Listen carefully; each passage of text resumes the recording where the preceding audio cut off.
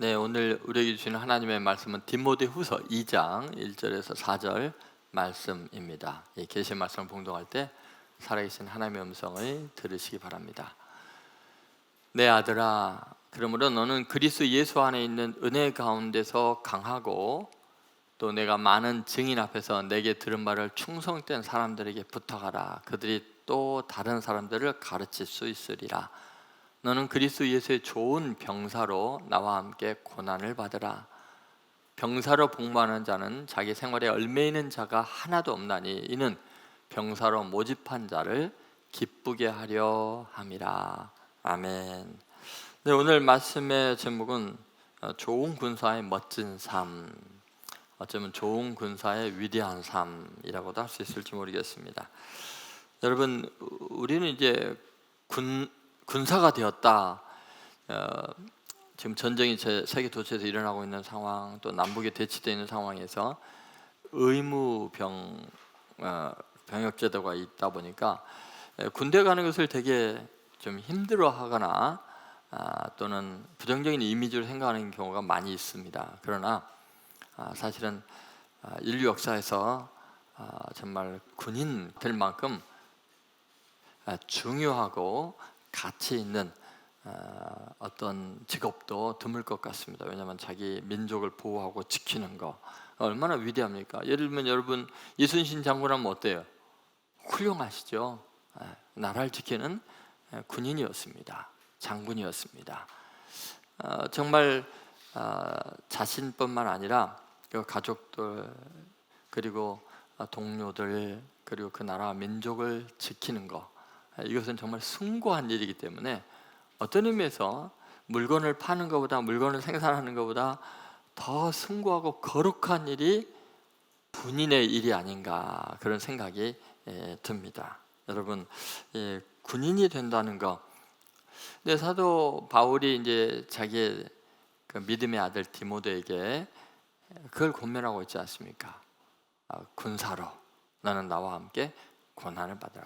그리스도 예수의 좋은 군사로 고난을 받으라. 그렇게 이야기를 합니다. 지난 시간에 우리가 이제 그리스도인의 자아 인식 정체성이 그동안 군사라는 이미지보다는 다른 것에 치우쳐 있었는데, 우리 교회라는 것은 전쟁터 위에 세워진 거다. 영적 전쟁터에 우리가 파견된 군사라는 걸 우리가 망각하고 있으니까 너무나 큰 실수들을 많이 한다는 거죠. 그래서 오늘 이 말씀을 통해서 우리가 지난 시간에 이어서 그럼 그리스도에서 좋은 군사로 산다는 것이 얼마나 멋진 일인가. 아니, 왜 그 사랑하는 믿음의 아들 디모데에게 바울은 그리스도에서 좋은 군사로 나와 함께 고난을 받으라고 권면을 했을까? 그것은 그렇게 그리스도에서 좋은 군사로 사는 것이 정말 복되기 때문에 그렇습니다. 그것보다 더 위대한 삶이 없기 때문에 그렇습니다. 그럼 도대체 얼마나 위대한 삶인가, 그 멋진 삶인가, 그거에 대해서 오늘 말씀을 나누려고 합니다. 첫 번째는 이 군사로 살게 되면은 고난 속에서 동역자가 생긴다.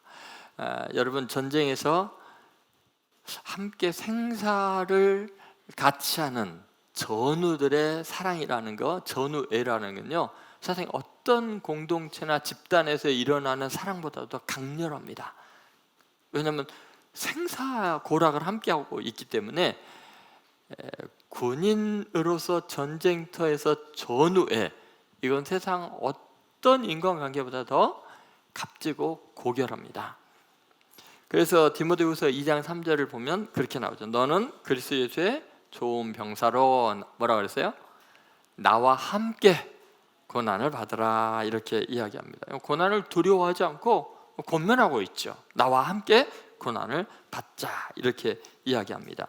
여러분, 믿음의 아들 디모데가 목회를 하겠는데 오히려 이렇게 해주면 얼마나 좋을까요? 너는 이제 성공할 거야, 너 목회가 부흥이 될 거야, 이런 약속을 하지 않았어요. 뭐라 그래요? 고난을 받으라, 이렇게 이야기를 합니다. 함께 고난을 받으라. 여러분, 고난을 두려워하지 않고 함께 이 고난을 받는다는 게 도대체 어떤 의미일까요? 스펄전 목사님은 왕관을 원한다면 먼저 십자가를 붙들어야 한다. 십자가를 버리고 왕관만 얻으려는 자는 결국 둘 다 잃게 된다. 그렇게 이야기를 했습니다. 여러분 십자가를 붙들면 두 가지를 다 얻게 되겠죠. 왜 바울이 사랑하는 그 젊은 믿음의 아들 디모데에게 군사로 나와 함께 고난을 받으라. 이것이 바로 왕관을 얻을 수 있는 영광스러운 것이기 때문에 그렇습니다. 주님께서 우리에게 주시는 이 영광스러운 면류관이라는 게 도대체 어떤 것일까요? 여러분 우리도 이제 덕은 지구에 가는 것이 마치 전초 기지를 세우러 가는 것 같고 우리는 군인의 자세로 가야 된다 그랬잖아요. 그럼 여러분 우리의 여정 속에 반드시 고난이 있습니다. 사도 바울이 그러잖아요. 나와 함께 고난을 받으라. 그리스도에서 좋은 군사로 가는 것은 고난은 필연적이라는 것입니다. 어쩌면 재정적인 부담이 있을 수 있고요, 예상하지 못한 문제도 터질 수 있고 또 영적인 공격을 받을 수 있습니다. 그래서 여러분 지금 가기 직전까지 어마어마한 우리는 영적인 시련들을 겪어왔습니다. 함께 고난을 지금 우리가 그동안 견뎌왔습니다. 그래서 여러분이 버티고 있는 거, 우리가 지금 함께 있는 것이 정말 기적 같은 일들이죠. 저는 여러분들을 볼 때마다 저와 함께 고난을 받는 정말 전우애가 남다릅니다. 그래서 내가 목회를 하면서 이렇게까지 사랑스럽게 느끼는 귀한 동역자들이 있었던가. 그동안 행복하고 편안할 때 목회할 때 몇천 명 있는 목회보다도 끈끈한 서로의 이 전우애라고 할까요? 참으로 귀한 사람들이구나, 이걸 많이 느끼게 되는 것 같습니다. 사도행전에서도요, 어때요? 복음이 확장될수록 핍박은 줄어듭니까? 더 커집니다. 오히려 더 강해집니다. 교회의 능력은 환경에 있는 것이 아니라 십자가의 능력이 있기 때문에 그렇습니다. 그리스도인들은 고난을 통해서 놀라운 하나님의 섭리를 보게 되죠. 그래서 고난은 결코 헛되거나 없어지는 것이 아닙니다. 영적이건 물질적이건 하나님은 고난을 통해서 우리에게 어마어마한 복을 주십니다. 그 중에서 이제 계속 반복해서 말씀드립니다만 가장 큰 복이 뭐냐? 사랑하는 사람을 만나는 겁니다. 정말 함께 천국에 갈, 영원히 사랑할 만한, 그리고 이 사람만 생각하면 마음이 너무 행복하고 어떤 전리품을 얻는 것보다도 이 사람의 존재 자체가 이렇게 내 인생에 소중히 되었구나, 이런 걸 알 수 있다는 거죠. 여러분 함께 고난을 받으라. 그래서 바울이 그렇게 이야기하는 거예요. 나와 함께 고난을 받으라. 여러분 이 고난이 바울과 디모데를 어느 정도까지 견고하게 결속을 시켰냐면 바울이 디모데를 믿음의 아들로 생각하죠. 하늘의 가족으로 생각할 만큼, 남남이 아니고 한 가족같이 느껴질 만큼 친밀하게 된 거예요. 왜요? 함께 고난을 받아왔거든요. 여러분 어떤 의미에서요, 어려운 시절에 같이 고난을 당한 사람들은요, 가족보다도 더 가깝게 느껴집니다. 친척보다도 훨씬 가깝게 느껴집니다. 그래서 지금 바울은 디모데에게 그렇게 권면하는 것 같습니다. 이제 정말 그런가, 이것이 얼마나 소중한 사람을 얻게 되는 과정인가를 이제 말씀으로 한번 입증해 보겠습니다. 예를 들어서요, 여러분 다윗의 인생에서 가장 험난한 세월, 정말 치열한 전투에서 쫓기고 고난을 겪는 그 순간이 언제였을까요? 사울 왕에게 반역자로 몰려서 쫓기고 있을 때, 도저히 피할 곳이 없고 그래서 짐승처럼 아둘람 굴에 들어가 숨어 있을 때였습니다. 그때요, 다윗이 가장 힘들고 고통스러운 그때 수많은 또 다른 고난당한 사람, 세상에서 원통한 사람들이 그 아둘람 굴로 모여들기 시작합니다. 그래서 함께 생사를 걸고 도망다니고 피하고 전투를 하고 이제 그런 일을 겪게 되죠. 그 말씀이 사무엘상 22장 1절 2절에 있습니다. 같이 읽겠습니다.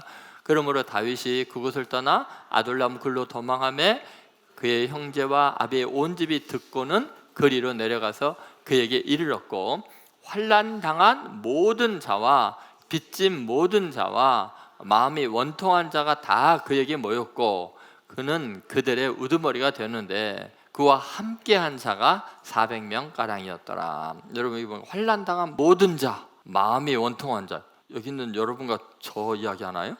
어때요? 그런데 어때요? 400명 가량인데 우리는 40명밖에 안 남았어요. 여러분 바로 이들이 다윗과 함께하면서 이 고난을 함께 겪고 있어요. 여러분 이게 얼마나 놀라운 결과를 초래한 줄 아십니까? 다윗 왕조가 든든히 세워져 가고 위대한 역사의 전무후무한 왕조가 굳건하게 세워질 때요, 이 아둘람 굴에서 다윗과 함께 고난을 당했던 이들이 다윗의 최고의 용사들이 됩니다. 다윗이 자기 인생을 다 정리하면서 다윗의 나라는 나 혼자 이룩한 게 아니야. 사실은 나보다 훨씬 훌륭한 이 30명의 장군들이 나를 도와서 이룬 거야 하고 그들의 이름을 이야기하고 그들의 활약상을 이야기합니다. 그런데 그 30명의 용사 중에서요, 다윗이 가장 존경하는 자기 부하들이지만 그들에게서 배우고 자기가 회심하게 되고 정신을 번쩍 차리게 되는 가장 훌륭한 3명의 용사들이 있었습니다. 그들이 누구죠? 베들레헴 우물가에 물 좀 먹고 싶다 했을 때 즉시로 그냥 그 맨몸으로 달려가서 그 적진에 뛰쳐가서 피를 흘리면서 그 물을 떠온 사람들 아닙니까? 그죠? 근데 그들은 다윗의 30명의 용사 그 장군들 중에서도 총사령관들 중에서 가장 뛰어난 사람들로 묘사가 됩니다. 근데 그들이 어디 출신이에요? 아들람 출신들입니다. 아들람 굴의 출신들입니다. 한번 같이 읽어볼까요? 사무엘하 23장 13절에서 16절까지 내용입니다. 자, 같이 읽겠습니다. 또 32목 중 3사람이 곡식 뺄 때 아둘람 굴에 내려가 다윗에게 나아갔는데 때에 블레셋 사람의 한 무리가 르바임 골짜기에 진쳤더라. 그때 다윗은 산성이 있고 그때 블레셋 사람의 요새는 베들레헴에 있는지라. 다윗이 소원하여 이르되 베들레헴 성문 곁 우물물을 누가 내게 마시게 할까 하매 세 용사가 블레셋 사람의 진영을 돌파하고 지나가서 베들레헴 성문 곁 우물물을 길어 가지고 다윗에게로 왔으나 다윗이 마시기를 기뻐하지 아니하고 그 물을 여호와께 부어드리며 이렇게 이야기합니다. 그러니까 여러분 다윗의 인생에 굉장히 중요한 전환기를 맞이하는 순간이었거든요. 근데 다윗을 회개하게 하고 정말 타락하지 않게 해주는 결정적인 역할이 이 세 용사의 충성심, 정말 다윗 왕의 명령 앞에 목숨을 걸고 적진으로 들어가서 물 한 잔 떠오는, 물 한 잔을 위해서 목숨을 바치는 충성이 뭔지를 보여주고 다윗의 사람이 누구인지를 보여주는 위대한 일을 이룩한 거죠.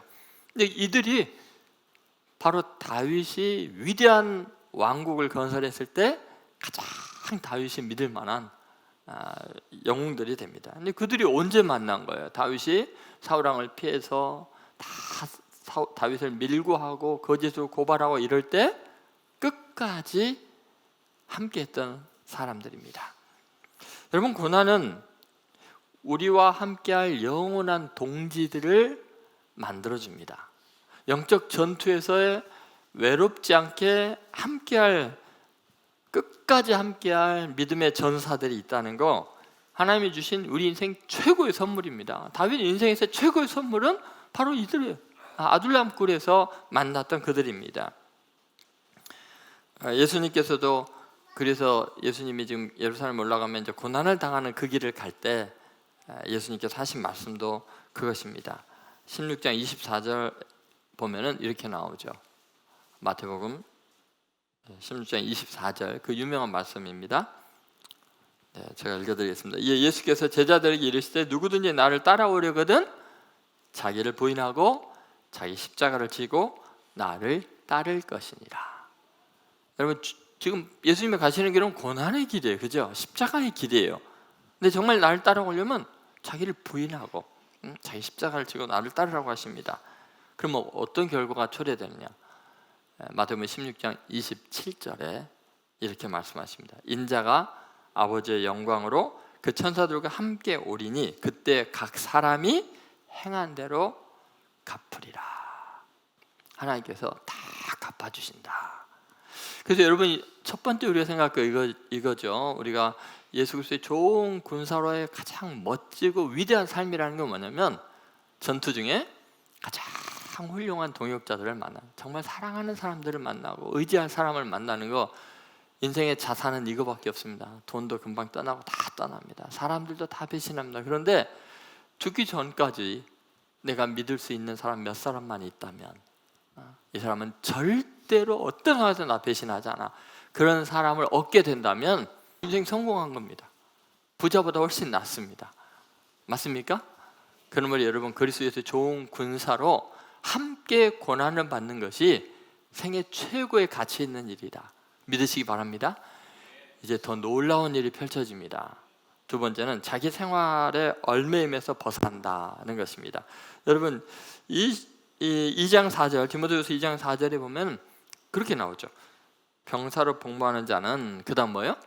자기 생활에 얽매이는 자가 하나도 없나니. 여러분 지금 우리가 착각하는 게 뭐냐, 자기 생활에 얽매이지 않는다 그럼 자기 생활을 포기하라는 건가? 그러면 얼마나 힘들까 이렇게 생각하잖아요. 근데 반대입니다. 여러분 자기 생활에 얽매이는 것이 진짜 피곤한 인생이고 허무하기 그지없습니다.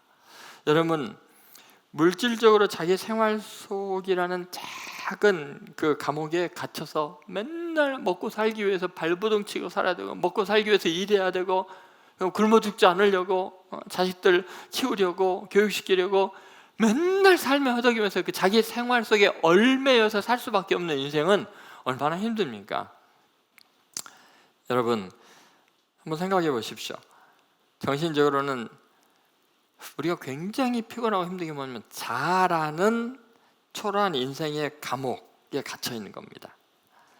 여러분 이 내 자라는 그 내 속에서 나를 붙잡고 늘어지는 이 힘이라는 것은요 정말 우리 인생을 내 자기 생활에 얽매이게 하는 겁니다. 이게 자기라는 이 자아가 얽매이게 합니다. 근데 만약에 이 자아에서 자유로워진다면은 진정한 의미의 자유인이 되거든요. 그러니까 정신적으로 우리가 맨날 상처받고 힘들고 피곤하고 막 떠드는 것 같고, 그 이유는 뭔 줄 아세요? 자기 생활에 얽매이니까, 이 자아에 얽매이니까 이 비참해지는 겁니다. 여러분 그런데 자아를 뛰어넘는 위대한 하나님의 나라, 내 생활을 벗어나서 하나님의 나라의 영광스러움을 누리면서 사는 인생은요 정말 복된 인생입니다. 여러분 내 자아와 내 생활에 얽매이지 않는 비결이 뭘까요? 어떻게 극복할 수 있겠어요? 근데 여러분 자기 생활에 얽매이면은요 내 생활만 얽매이는 게 아니라 다른 모든 사람의 비난이나 공격이나 또 속임이나 사기나 이 모든 것에 같이 얽매이게 되어 있습니다. 내 생활 속에는요 이 어둠의 악의 세력들이 집요하게 우는 사람처럼 달려들기 때문에 자기 생활이 얽매인다는 것은 곧 나를 공격하고 있는 사람들에게 얽매일 수밖에 없어요. 그래서 이 얽매이다라는 표현이 나오잖아요. 헬라어로는 엠플레코라는 단어가 쓰여져요. 엠플레코, 이게 도대체 무슨 말일까? 얽매이다.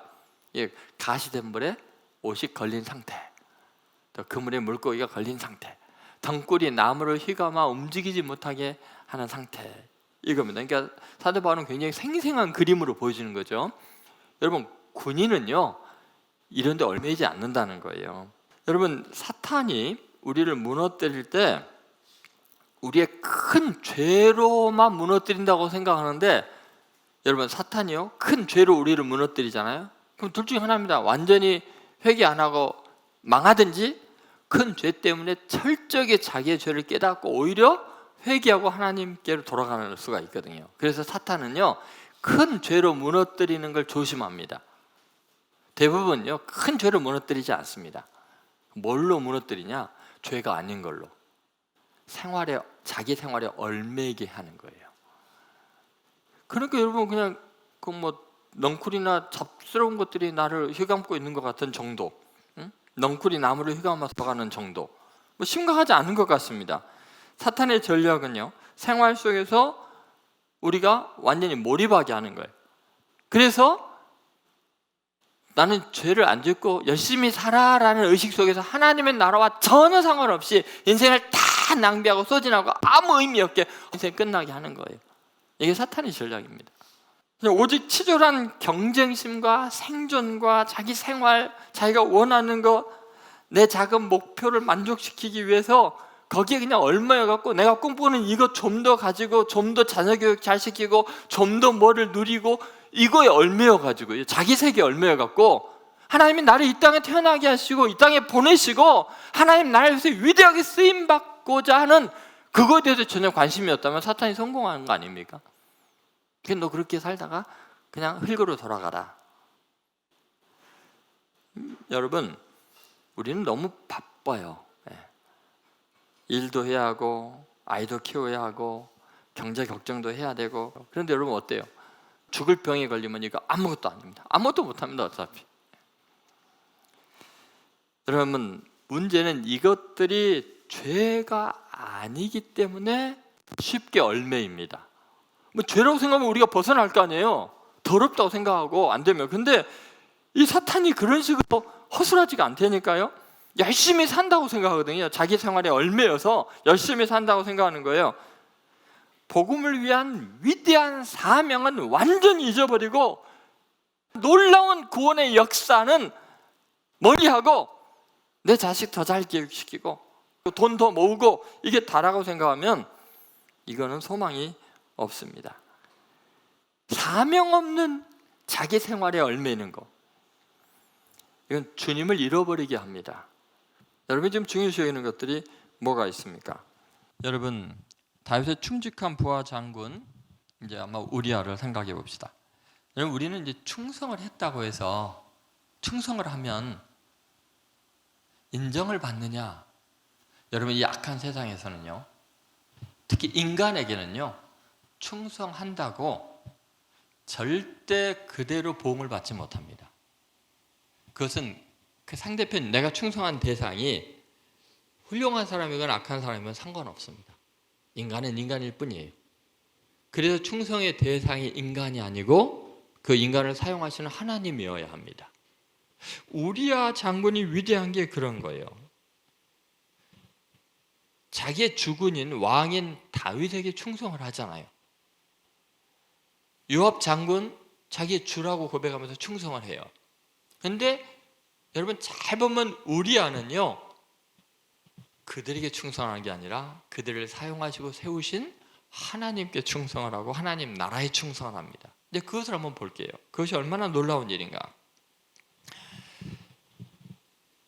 여러분, 우리가 생활에 얽매이는 건요, 보이지 않는 어마어마한 위험성이 도사리고 있습니다. 이제 그것을 우리아의 이야기를 통해서 밝혀질 거고요.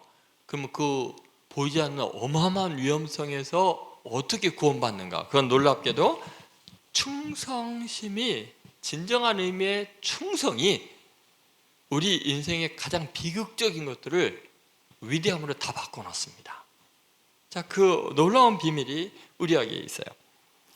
여러분, 군인에게 있어서 가장 큰 즐거움은 어떤 순간일까요? 저는 논산훈련소 조교였거든요. 군복무하는 동안에 가장 즐거운 순간이 언제인지 아세요? 포상휴가. 맞습니까? 여러분, 포상휴가 받으면 얼마나 신나는지 몰라요. 그죠? 상금도 받고 또 휴가를 받아 보면은 가장 즐거운 게 뭐 사랑하는 사람들을 만날 수 있잖아요. 가족을 만날 수 있잖아요. 얼마나 좋습니까? 근데 우리아에게 어느 날 그 위대한 왕 다윗으로부터 포상 휴가증이 나온 거예요. 왕궁으로 들어와라. 어마어마한 잔치가 벌어지고요. 높여줍니다. 그리고 너 휴가 줄 테니까 너 피곤하면 뭐 얼마나 고생했냐 전쟁에서. 너와 내 부하들이 집에 가서 쉬어라. 어때요 여러분? 얼마나 신나는 일입니까? 우리아가 공적인 생애 전쟁터에서 그 많은 시간을 보내다가 이제 자기의 생활로 돌아올 수 있잖아요. 자기 가족과 함께 보낼 수 있고 아내를 사랑할 수 있고 자녀를 볼 수 있고 얼마나 좋습니까? 그런데 여러분, 정말 희한한 일이 일어납니다. 포상 휴가를 받았는데 집에 가요 안 가요? 안 가고 길에서 잡니다. 부하들과. 그 소식을 듣고 다윗이 다시 부릅니다. 맨정신으로 안 되겠으니까 어떻게 술을 먹입니다. 완전히 인사불성으로 만들어 놓고, 자 이제 가서 아내를 즐겁게 해줘야지, 외로울 텐데 보냅니다. 어떻게 했어요? 술이 취해도 충성심 안 가요. 군인 정신이 철저했어요. 자, 왜 이 우리아의 모든 것을 지배하는 것이 이 충성이었을까? 하나님 나라를 위한 그 열정이 얼마나 대단한가를 그의 대답을 보면 알 수 있습니다. 그 내용이 사무엘하 11장 11절에 나와 있는데, 이 내용을 한번 잘 읽어보겠습니다. 같이 읽겠습니다. 언약궤와 이스라엘과 유다가 장막에 있고 내 주 요압과 내 왕의 부하들이 바깥 들에 진척거늘 내가 어찌 내 집으로 가서 먹고 마시고 내 처와 같이 자리이까? 왕의 사심과 왕의 혼의 삶을 두고 맹세하노니 내가 이 일을 행하지 아니하겠나이다. 여러분, 지금 우리아의 대답은 뭐예요? 자기 생활의 우선순위를 두지 않고 자기를 부르시는 하나님께 충성하기에 이게 가능한 대답이었어요. 우리아는 가장 먼저 뭐를 꺼냈어요? 대답에 제일 먼저 꺼낸 게 뭐예요? 언약궤가 장막에 있고. 이게 무슨 말이에요? 그는 단순히 군인으로서가 아니라 하나님의 영적 전쟁에 참여하는 예배자로 서 있는 거예요. 지금 전쟁이 예배예요. 이 사람은 언약궤가 장막에 있는데 내가 사사로이 자기 생활에 얽매이면 되겠냐는 거예요. 내 하나님께 지금 나가야 되는데 언약궤가 지금 장막에서 전쟁터에 있는데 내가 못 갑니다. 내 주 요압과 또 부하 군인들이 지금 전쟁터에 들에 있는데 내가 집에 가서 편히 자는 게 말이 됩니까? 전우회가 어때요? 대단하죠. 여러분, 지금 나만 자기 생활에 얽매이고 즐기는 게 말이 됩니까? 하나님 나라에 전쟁이 일어나고 있는데 내가 그런 게 말이 됩니까? 자, 여러분, 만약에 여러분 같으면 어땠을까요? 여러분 같으면 어떻겠어요? 휴가 안 준다고 난리하겠죠. 네. 한번 생각해 보십시오. 만약에 우리가 썼으면 이제 어떤 일이 일어났을까요? 이제 상상을 해봅시다. 일어나지 않는 일이죠. 이제 휴가 갔어요. 그리고 아내와 행복한 시간을 보냈어요. 그래서 자기 생활에 얽매여 며칠을 보냈어요. 그러면 어떤 결과가 초래되죠? 밧세바가 낳은 아기가 자기 아기로 알았을 거예요. 다윗에게 철저히 농락당하고 조롱당하면서 그것도 모르고 속아서 살 뻔했어요. 끔찍하게도 다윗의 범죄 속에서 자기 인생이 처참히 조롱당하고 있는 것도 모르면서 그렇게 충성을 다하고 있었을 거예요. 여러분, 나를 자기 생활에 얽매이게 하고 편하게 누리게 하고 그렇게 행복하게 이 세상에서 성공하고 잘 물질 마음대로 쓰면서 잘 지내라고, 그것이 나를 위하는 것 같지만 그거는 사탄의 속임수입니다. 그것이 아무리 다윗일지라도 하나님의 사람일지라도 그렇게 권면하는 것은 우리 인생을 너무 비참하게 만드는 겁니다. 마귀에게 조롱당하게 하는 겁니다. 내 인생이 사기당하게 하는 겁니다. 제가 목회를 해보니까 그렇더라고요. 목사님 쉬셔야죠. 목사님 이제는 좀 설교도 좀 줄이셔야죠.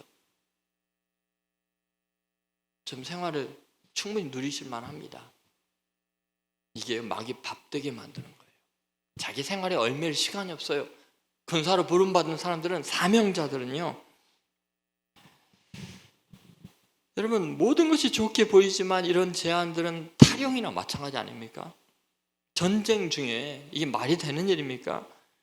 우리의 영혼을 수탈하고 하나님의 나라의 일을 접고 자기 생활에 얽매이게 하는 거 잘 되고 좋은 일인 것 같지만 그것은 내 인생을 낭비하게 하는 겁니다. 무서운 죄악에 빠지는 것입니다.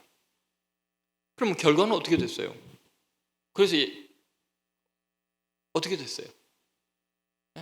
우리아는 죽임당했잖아요. 그냥 가서 곱게 왕 말 듣고 그냥 자기 생활 얼마 샀으면 죽이면 안 당했을 거 아니에요. 그러면 여러분 어때요? 그렇게 가서 장수하고 죽는 거하고 그렇게 충성하다가 충성한 대상에게 배신당해서 죽임을 당하고 이용만 당하고 처참하게 죽임당했다. 그런데 끝까지 충성했다. 결과가 어때요? 만약에 그렇게 아내와 행복하게 지내고 장수하고 이제 다윗 왕이 계속 잘해줄 거 아니에요. 자기 죄를 덮으려고. 우리는 우리야 이름도 몰랐을 거요. 우리야는 억울하게 속아서 인생이 그렇게 끝났을 거요. 근데 여러분 아이러니하게도 다윗은 자신의 욕망을 위해서 왕으로서는 해서는 안 되는 짓을 했고요. 우리야는 왕을 위해서 자신의 권리까지 다 포기했습니다. 근데 이 장면이 하나님의 사람 가장 위대한 다윗의 타락과 이방인이고 햇사람인 이 우리아의 의로움이 가장 극명하게 드러납니다. 하나님 보시기에 지금 다윗보다 우리아가 훨씬 위대합니다. 훨씬 가치 있습니다. 여러분 우리아는 다윗보다 훨씬 하나님께 충성했습니다. 하나님께서 인정해 주는 사람은 다윗이 아니라 지금 우리아입니다. 엄청난 존재의 가치의 변화가 일어납니다. 얼마나 위대해지는가. 아니 세상적으로 보면 억울하게 죽임을 당하고 이용만 당했지만 하나님 보시기에는 순교자의 반열에 올라갑니다. 다윗 왕보다 더 충성스럽고 위대한 사람으로 인정을 해주십니다. 그래서 우리는 그의 이름을 지금 죽은 지가 3000년이 지났는데 우리는 그 이름을 언급하고 있습니다. 여러분 그렇게 억울한 일을 당하고 죽은 지 1000년이 지났을 때 하나님께서 예수 그리스도의 나라 아브라함과 다윗의 자손 예수 그리스도의 세계 속에 그 예수님의 족보 속에 우리의 이름을 새겨 넣지요. 어떻게 말해요? 우리아의 아내에게서 솔로몬을 낳고. 여러분 우리가 꼭 기억해야 될 것이 있습니다. 하나님 앞에 충성한다고 사람이 인정해 주는 거 아닙니다. 이용당할 수 있습니다. 그러나 하나님은 그 충성심을 길이 빛내고 영원한 가치를 새겨놓고 하나님의 책에 기록해 놓습니다. 만약에 그 충성심이 아니라 자기 생활에 얽매여서 살았으면 흔적도 없이 우리는 우리아가 뭔지도 몰랐을 거예요. 아 우리아? 뭐 그냥 그 정도로 알겠죠. 우리아라는 사람은 우리에게 없어요. 그런데 여러분 전 인류에게 우리아는 희망이 되었어요. 아무리 이방인이어도 충성을 하면 하나님의 나라를 꿈꾸는 사람은 역사의 주인공이 된다. 예수 그리스도의 세계에는 영원히 기억이 된다.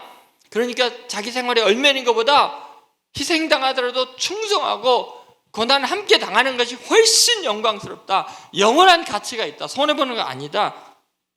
그렇게 말씀하고 있는 거죠. 여러분 예수님은 어떠셨어요? 예수님은 왕이셔요. 그죠? 충성 다 하셨어요.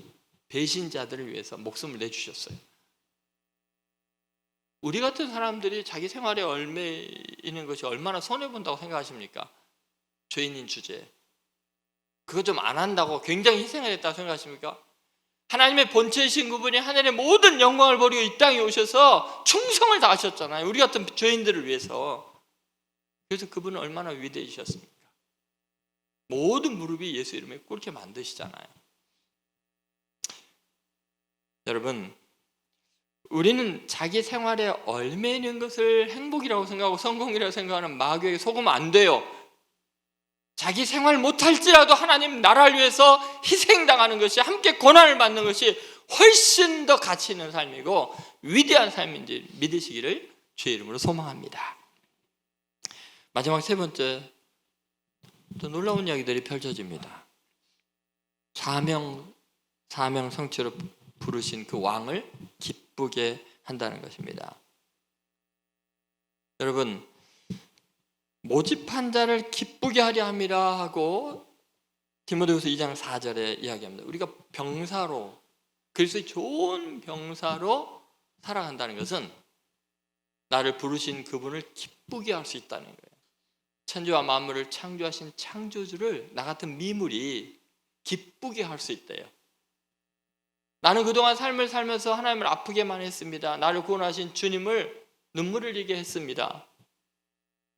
그런데 내가 병사의식을 갖고 함께 고난을 받기로 하는 그 순간부터 창조주 하나님을 웃게 할 수 있습니다. 나를 위해 죽으신 예수님의 기쁨이 될 수 있습니다. 여러분, 내 평생 자기 생활에 얽매여 사는 사람은요, 단 한 번도 예수님 기쁘게 못할 거예요. 하나님의 얼굴에 환한 웃음이 나게 못할 거예요. 여러분, 그냥 여러분이 인생을 자기 생활에 얽매여서 먹고 살기 위해서 발버둥치며 살기를 원하십니까? 아니면 정말 위대한 사명을 감당하는 삶을 위해서 내 자기 생활을 포기하면서 거기에 벗어나서 하나님께 맡기고 최선을 다하겠습니까? 여러분, 예수님께서 자기 생활에 얽매였다면 편안하게 사셨을 거예요. 그렇죠? 배신도 안 당하고 십자가에 매달려 죽지도 않았을 거예요. 그냥 자기 생활에 얽매여 살았습니다. 그런데 하나님의 나라와 의를 위해서 예수님은 고난을 기꺼이 감당하시고 십자가를 짊어지셨습니다. 그러면 여러분, 하나님께서 그 예수님을 어떻게 하셔요? 정말 위대하게 하십니다. 가치 있게 하십니다. 예수님은 이걸 아셨어요. 그래서 우리에게 신신당부를 하는 게 뭐냐면 생활에 얽매여 살지 말라. 생활을 위해서 살지 말라. 무엇을 먹을까? 무엇을 마실까? 무엇을 입을까? 어디에서 잘까? 그런 것들은 이방인들이나 구하는 거다. 너희는 하나님께 부름받은 하나님의 군사들인데 그게 얽매여 살면 되겠느냐? 너희는 먼저 그의 나라와 의를 구하라. 그리하면 생활에서 얽매이지 않게 그거 다 생활에 필요한 거 채워줄게. 이 모든 것을 너에게 더하여 주시리라. 제 이야기 아닙니다. 마태복음 6장 31절부터 33절 한번 같이 읽어보겠습니다. 그러므로 염려하여 이르기를 무엇을 먹을까? 무엇을 마실까? 무엇을 입을까? 하지 말라. 이는 다 이방인들이 구하는 것이라. 너희 하늘 아버지께서 이 모든 것이 너에게 있어야 할 줄을 아시느니라. 그런데 너희는 먼저 그의 나라와 그의 의를 구하라. 그리하면 이 모든 것을 너에게 더하시라. 그 나라와 그의 의를 위한 군사로 쓰임받으면 군사를 모집하신 분이 자기를 기쁘게 하는 그 사람의 생활 왜 책임 안 지겠냐? 그 말씀하고 있는 거예요. 여러분 생각이 어때요? 내가 생활에 얽매여서 생활을 위해서 필요한 것들을 열심히 벌면서 사는, 내가 내 생활을 위해서, 내 자녀를 위해서, 내 미래를 위해서 준비하는 것이 더 확실할까요? 아니면 천지를 창조하시고 높이기도 하고 낮추기도 하고 부하기도 하고 가난하기도 하시는 하나님이 여러분의 생활을 책임지는 게 더 풍요로울까요? 여러분 저를 보면 어떨 것 같아요? 여러분 제 어렸을 때 봤잖아요.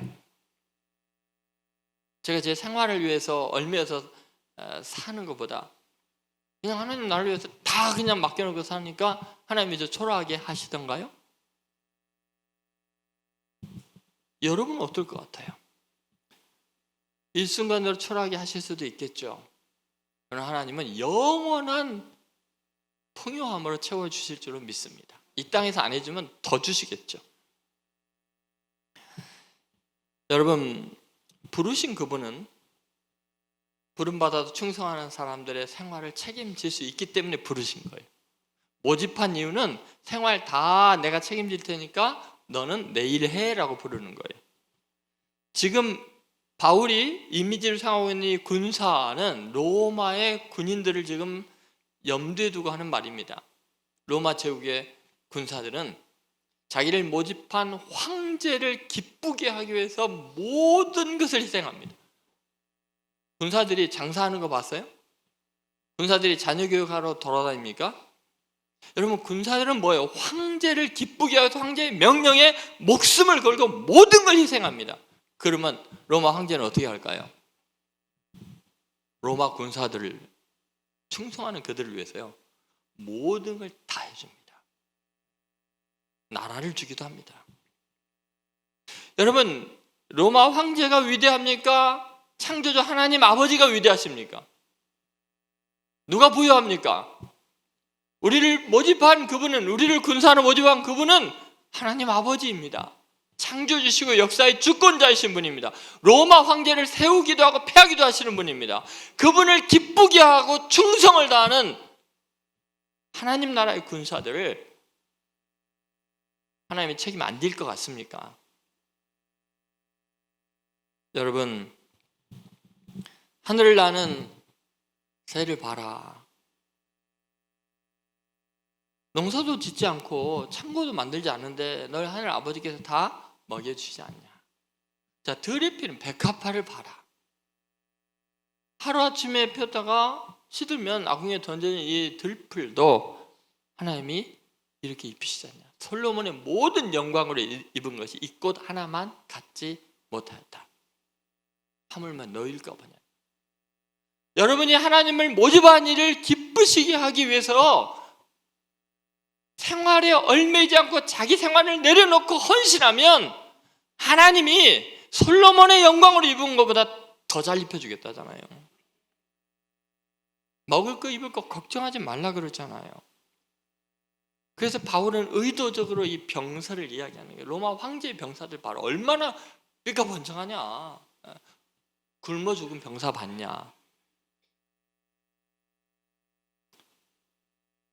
여러분, 로마 군대의 강함은 무기만이 아니었어요. 황제가 자기네들을 위해서 모든 걸 베풀어 주는 걸 알기 때문에 그분을 기쁘게 하기 위해서 목숨을 거는 충성심에 로마의 강함이 있는 거예요. 기독교의 위대함이 어디 있어요? 물질이 많아서가 아니에요. 우리가 똑똑해서가 아니에요. 우리의 충성심 하나밖에 없어요. 적어도 의리가 있어야 되고요. 적어도 하나님께 향한 충성이 있어야지. 자기 생활, 자기 입장, 자기 감정, 자기의 모든 것에 얽매이면요 쓸모없는 병사입니다. 그게 무슨 병사입니까? 반역자죠. 여러분, 바울은 고린도후서 5장 9절에서 그걸 이렇게 이야기합니다. 똑같은 이야기죠. 한번 같이 읽겠습니다. 그런즉 우리는 몸으로 있든지 떠나든지 주를 기쁘시게 하는 자가 되기를 힘쓰노라. 여러분, 우리는 어떤 존재냐는 거예요. 이 고린도후서 5장에 있는 거는 보라 새 좋은 피조물이라는 것 같아요. 새로운 피조물이. 그리스도께서 자기의 피값으로 자기 목숨을 걸고 산 우리들은 그런즉 우리는 몸으로 있든지 떠나 있든지 주를 기쁘시게 하는 자가 되기를 힘쓰게 돼 있어요. 나를 구원하신 그분. 여러분, 내 생활을 몇 개 책임져 주기 때문에 충성하는 로마 군사하고 달라요. 왕이신 그분이 나를 위해서 죽으셨어요. 나를 구원해 주셨어요. 잠깐 이 땅에서 죄 짓고 죽을 인생을 영생의 복락을 허락하시고 하나님의 자녀가 된 권세를 주시고 어마어마한 영원한 내세 왕과 제사장같이 모든 만물을 다스리는 권세를 준 위대한 왕자와 공주를 우리를 바꿔주셨어요. 그런데 그분을 위해서 충성하는 것이 로마 황제의 군사모도 못하면 어떻게 하냐고요. 어떻게 자기 생활을 위해서 충성심을 버리냐고요. 여러분, 이제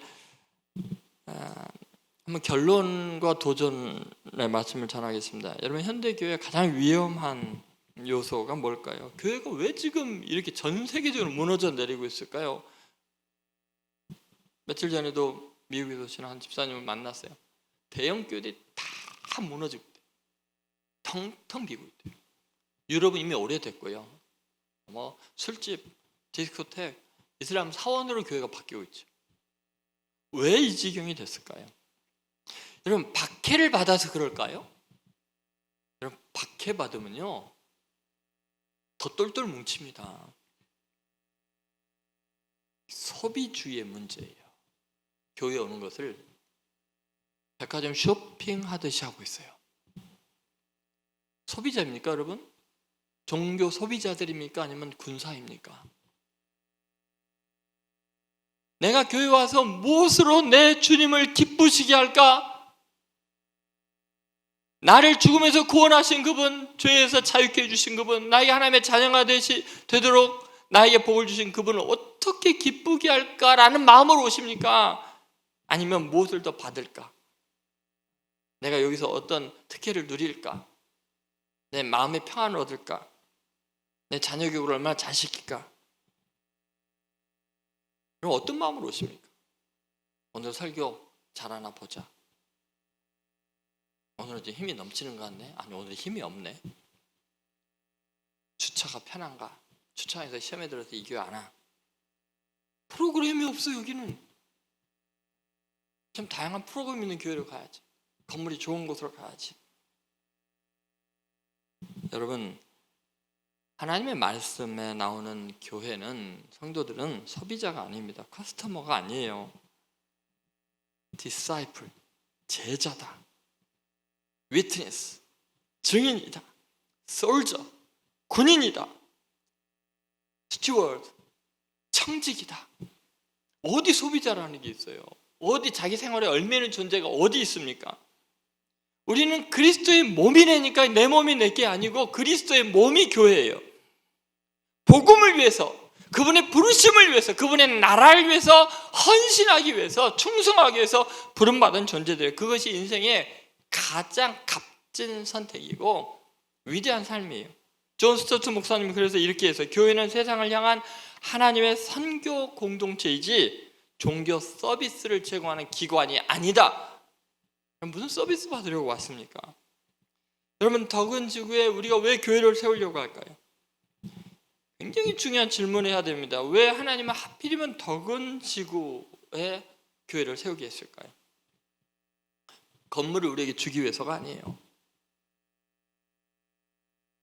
여러분, 예를 들어 볼까요? 이 덕은 지구가 어떤 가치가 있고 위치가 있는지. 사도 바울은 에베소에 굉장히 오래 머물렀습니다. 그러니까 사도 바울이 짧게 복음을 전하고 다녔거든요. 근데 에베소에서는 목숨을 걸고 2년 이상을 있었어요. 고린도 교회, 빌립보 교회, 데살로니가 교회보다 더 왜 오래 있었을까요? 그러니까 에베소가 전략적으로 굉장히 중요한 곳이에요. 요한계시록 할 때 공부했죠. 로마 제국의 아시아 주 전체 수도가 에베소예요. 버가모와 에베소.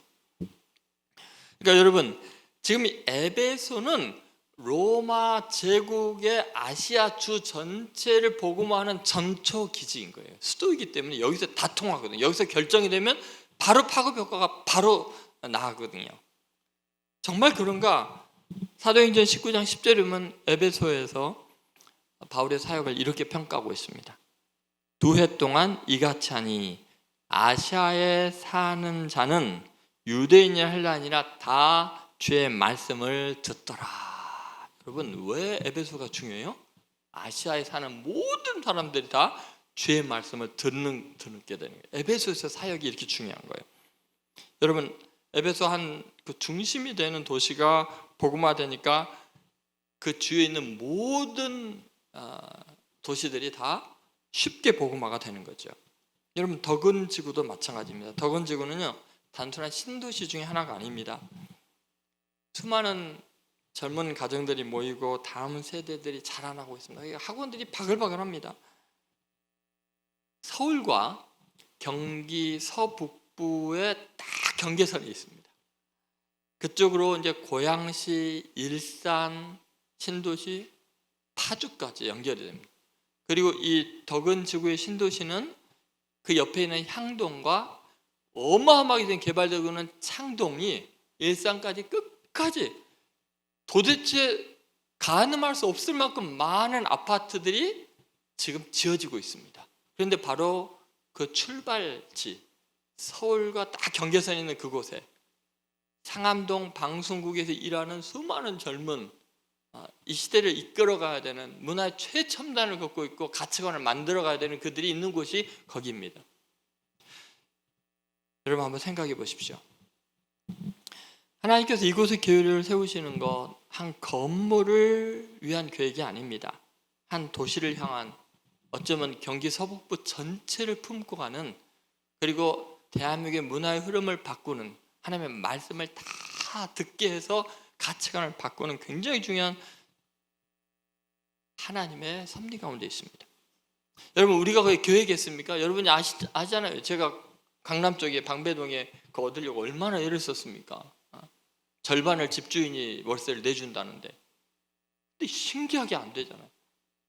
요 가까운데 마포 합정동에 얼마나 제가 많이 계약하려고 노력했습니까? 여러분 아시잖아요. 몇 개월을 제가 정말 피를 말리면서 다닌 거. 다 안 된대요. 사인하기 직전에. 난데없이 적은직으로 하나님이 인도하셨고, 거기서도 몇 군데가 거절을 했지만 한 군데 하늘 빌딩, 하필 이름이 하늘 빌딩, 그게 제일 꼭대기층이에요. 근데 여러분 제가 섬찟한 게 있습니다. 그 하늘 빌딩이 어디에 써 있냐면, 어제 제가 미국 오신 집사님과 이야기를 하면 그저께 저도 깜짝 놀랐어요. 왜냐하면 제가 처음 개척을 할 때 그 덕은 지구에 바로 길 건너 외곽에 밭들을 2,000평을 사가지고 거기다가 교회를 지으려고 그랬거든요. 근데 그 계약하기 직전에 그 아들이 안 된다고 아버지를 말려가지고 못하고 슬퍼하면서 오고 있는데 미국에서 전화가 와서, 목사님, 그 땅이나 건물 사면 안 될 것 같습니다. 그렇게 제가 전화를 딱 받은 자리가 하늘빌딩 옆을 지나고 있을 때 정말 놀라웠어요. 그걸 막으시고 건물이 다 지어지고 신도시가 다 들어온 지 3년이 되니까 이제 사람들이 다 차니까 하나님이 거기에 7층을 준비해 놓으셨던 거예요. 저는 밭에다가 철거 구조를 만들 생각을 하고 벌판에 신도시가 조성이 되기 전에. 그런데 하나님은 다 지어진 다음에 가장 높은 곳에 바로 제가 전화받은 그 자리에서 시작하게 하시는 거예요. 여러분 이게 인간이 계획한다고 되겠습니까? 여러분 누구의 계획도 아니에요. 저도 상상도 못할 일입니다. 7년이 지난 다음에 그 자리로 하나님이 인도하실 것을 상상을 했겠습니까? 그래서 저희는 한 푼도 없지만, 여러분이나 저는 뭐 지금 교회 재정 알잖아요. 하나님의 일이니까 하나님이 하실 줄로 믿습니다. 아무 걱정 안 합니다. 뭐 거기 돈 없어 쫓겨나면 안녕히 계세요 가면 되지, 하나님만 손해지 뭐. 여러분 우리는 이 엄중한 하나님의 부르심 앞에서 지금 뭐에 얽매여 있습니까? 자기 생활에 얽매여서 내가 원하는 거 뭐를 이루기 위해서 거기에 몰두한다면, 지금 군사훈련 받고 영적으로 준비되고 새벽에 기도하고 말씀 읽고 정말 영적으로 준비되지 않으면 거기 가서 뭐 하겠습니까? 또 똑같은 일 반복할 거 아닙니까?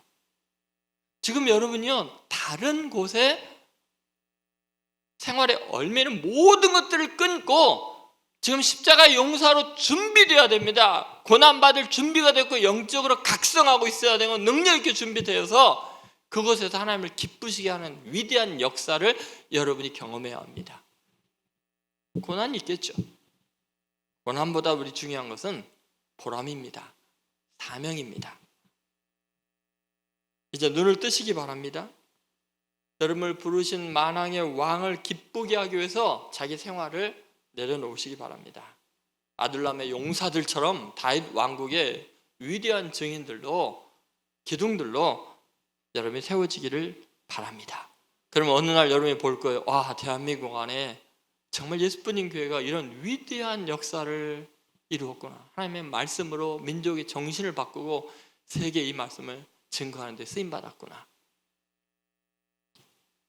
여러분 지금 우리 교회가 지금 유럽에 가서 담임 목사가 선교하고 다닐 때입니까?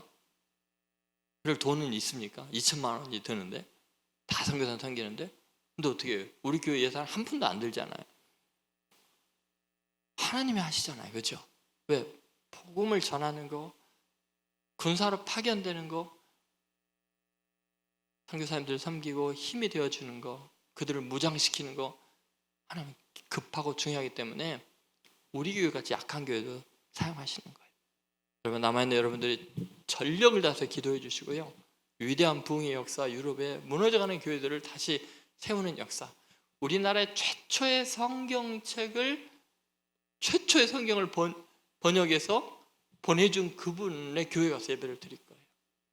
다시 부흥이 되도록 하나님께서 우리 예수님 교회에 영적 군사들을 다시 일으키시기를 바랍니다. 그렇게 쓰임받는 여러분과 제가 되기를 주의 이름으로 축원드립니다. 오늘 말씀을 생각하며 찬양하겠습니다. 여러분은 고난 속에 위대한 전사들을 만나게 될 것입니다. 동역자들을 얻게 될 것입니다. 아둘람 굴의 그 위대한 사람들은 다 원통하고 절망적이고 세상에서 버림받았던 사람들이었습니다. 그러나 그들은 자기 생활에 얽매이지 않았습니다. 자기를 부르신 그분을 기쁘게 하기 위해서 그렇게 충성을 다했는데 결과적으로 가장 위대한 삶이 되었습니다. 충성심 때문에 속지 않았습니다.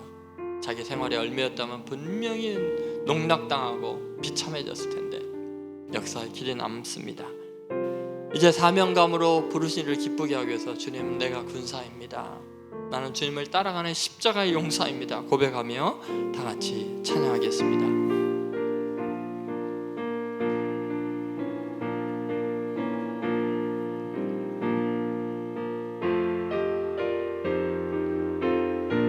나는 예수 따라가는, 나는 예수 따라가는 십자가 큰 사람, 주 이름 증언하기를 외치자 하리요. 다른 군사 피 흘리며 나가서 싸울 때 우리아처럼요, 나 혼자 편히 앉아서 바라만 보리요.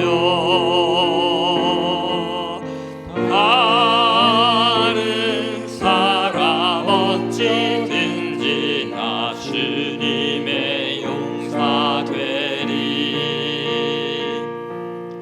나는 주의 군사 되어 충성을 맹세하여 내가 승리하기까지 주의대로 싸우리. 주님의 용사된 내게 주의 일 맡기소서. 큰 싸움은 시작되어 용사를 부른다. 일어나 전쟁 마당에 다 벗어나자.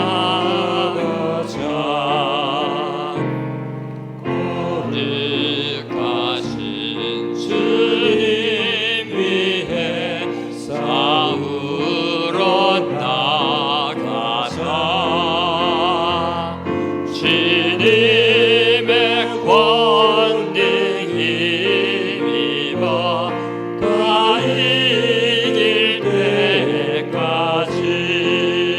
다른 사람 어찌든지, 다른 사람 어찌든지 나 주님의 용사 되리. 나는 주의 군사 되어, 나는 주의 군사 되어 충성을 맹세하여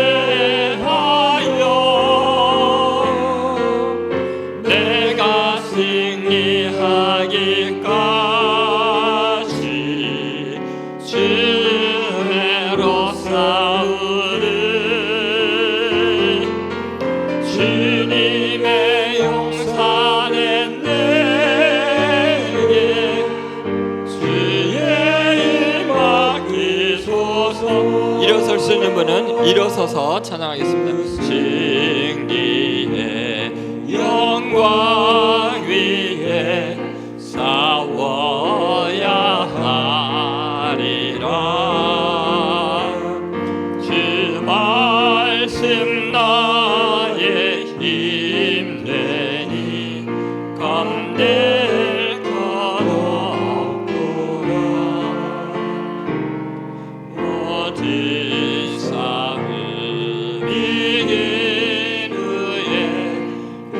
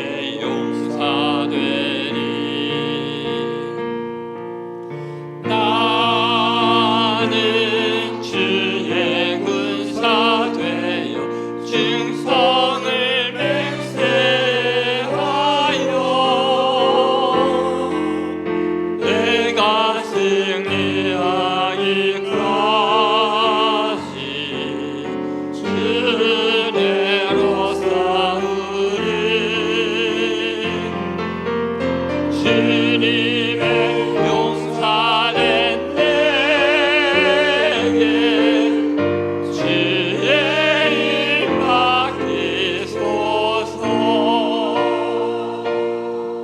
우리 같이 한번 통성으로 기도합시다. 오늘 말씀을 통해서 여러분 각자에게 아마 주님께서 흔드시고 요청하시는 바가 있을 것입니다. 주님, 다시 군사로 일어서게 해 주옵소서. 더 이상 생활에 얽매이는 그러한 초라한 인생이 되지 않기를 원합니다. 더 이상 마귀에게 속지 않기를 원합니다. 주님, 내가 부름받은 용사입니다.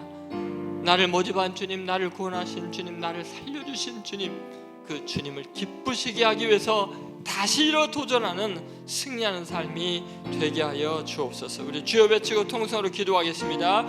주여. 하나님 아버지, 오늘도 선포된 말씀 앞에서 다시 한번 깨어있기를 원합니다. 하나님 아버지, 그동안 자기 생활에 얽매여서 하나님의 나라 일을 등한시했고 주님의 부르심을 소홀히 했고 주님 전력을 향해 달려가지 못했습니다. 주님 용서하여 주시고 하나님 더 이상 어리석고 미련한 마귀에게 속고 정말 인생을 낭비하고 허전하게 사는 인생 되지 않도록 주님 도와주시기를 원하며 다시 십자가 용사로 부름받는 저희들이 되기를 원합니다. 하나님 도와주시고 역사하시고 사용하여 주시기를 원합니다. 주여 위대하게 하나님 앞에 부름받은 용사로서 달려가도록 도와주시고 하나님 더 이상 자기 생활에 얽매이지 않게 하여 주십시오. 하나님 이걸 초연하게 하여 주시고 하나님 나를 꿈꾸게 하여 주시고 나를 모집하신 주님을 기쁘시게 하기 위해서 하나님 사랑하는 인생이 되게 하시고 이것이 얼마나 위대한 일인지 얼마나 놀라운 일인지 얼마나 영광스러운 일인지 알게 하여 주시고 하나님 덕은 지구에 세우실 주님의 나라 그곳에 복음의 전초기지를 세우시고 하나님 어떤 고난이 와도 하나님이여 그것을 지켜나가며 그 하나님의 복음을 증거하며 승리하는 위대한 교회 되게 하여 주시고 하나님의 말씀이 아시아의 온 주에 퍼져나간 것처럼 에베소 교회처럼 그렇게 위대하게 쓰임받는 예수님 교회가 되게 하여 주시기를 원합니다. 하나님 헌신된 용사들 함께 고난을 받을 만한 용사들을 보내주시고 근신하게 깨어있게 하여 주시고 허탄한 곳에 얼매기 쉬운 죄들의 아버지 빼앗기지 아니하게 하여 주시고 하나님 저희들이 집중하게 하시고 이 사명을 감당하게 하시고 근신하게 깨어서 노력하게 하여 주시고 승리하는 저희들이 되게 하여 주옵소서. 주님이여 사용하여 주시고 붙잡아 주시고 새롭게 하여 주시고 주님 영광 받아 주시옵소서. 감사합니다. 하나님 아버지 저희를 부르셔서 자기 생활에 얽매여서 인생 탕진하지 않도록 하나님 나라의 위대한 주인공들로 용사들로 택해 주신 것 감사합니다. 하나님 이제는 우리를 모집한 주님 만왕의 왕이신 주님을 기쁘시게 하기 위해서 충성을 다하는 저희들 되게 하여 주옵소서. 고난을 두려워하지 않게 하시고 강한 용사로 그 고난을 돌파하여 하나님의 나라와 의를 이루게 해 주옵소서. 죄의 유혹보다 더 무서운 생활에 얽매이는 마귀에게 이용당하는 그런 가치없는 인생 살지 않게 하시고 이제 부르신 그 부름을 향하여 표대를 향해서 달려가는 하나님의 용사들 되게 하여 주옵소서. 덕은 지구에 세워지는 그 복음의 전초 기지가 경기 서북부를 복음화하는데 위대하게 쓰임받게 하시고 한국 문화를 바꾸는데 하나님의 말씀을 심어놓는 귀한 역사 저희를 통해 이루어 주옵소서. 훌륭한 동역자들 십자가의 군사들 많이 보내주시고 서로 위로하고 격려하면서 잘 준비되고 훈련되어서 승리하게 하여 주옵소서. 그곳에 건축하며 헌신하고 있는 그들을 기억하여 주시고 재정적인 필요를 채워주시고 주님께서 친히 이루어 주옵소서. 예수님의 이름으로 축복하며 기도합니다. 아멘. 지금은 우리 주 예수 그리스도의 은혜와 아버지 하나님의 사랑과 성령의 감동하심이 남은 생애 동안 자기의 생활에 얽매이지 않고 우리를 부르신 주님을 기쁘시게 하기 위해서 함께 고난을 당하겠노라고 굳게 결심하는 하나님의 아들, 딸들, 십자가의 용사들 위해 지금으로부터 영원히 함께 하시기를 간절히 축원하옵나이다. 아멘.